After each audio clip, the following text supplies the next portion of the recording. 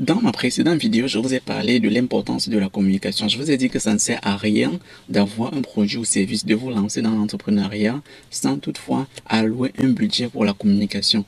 Cependant, je vous ai parlé de deux formes de communication, dont la communication classique et la communication digitale. Au XXIe siècle, en fonction de vos activités, quelle est la communication la mieux adaptée pour votre communication? Là, je ne vais pas réfléchir par deux chemins, je vais directement vous dire c'est la communication digitale. Là, on peut prendre par exemple l'aspect qui est basé sur le coût.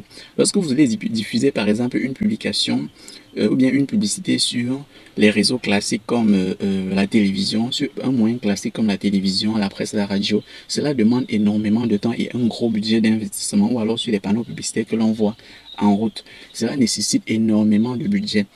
Je vais prendre un autre exemple. Si vous voulez communiquer par exemple par le biais des flyers, il vous faut par exemple 50 000 pour imprimer 1000 flyers et donc pour toucher 1000 personnes.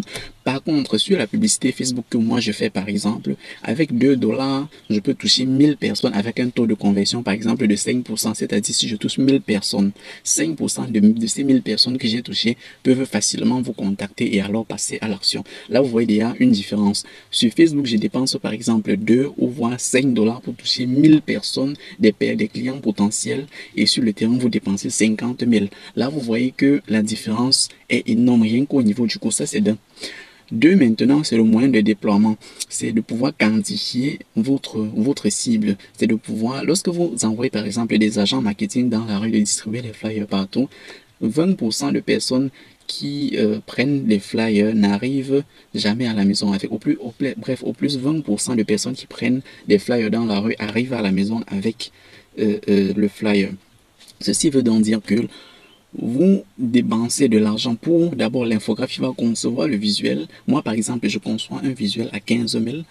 En plus, vous dépensez 50 000 pour imprimer 1000 flyers. Ce qui fait que pour toucher 1000 personnes dans la rue, vous vous retrouvez à un budget de peut-être 70 000. Or, sur Facebook, lorsque je vous facture par exemple une campagne publicitaire à 20 000 francs la semaine, je peux toucher 20 000 personnes et même plus. Vous voyez que donc là, au niveau du nombre de personnes touchées, il n'y a pas de comparaison à faire. Il n'y a pas de comparaison à faire au niveau du coût également, puisque le coût est énorme lorsqu'on parle de communication classique.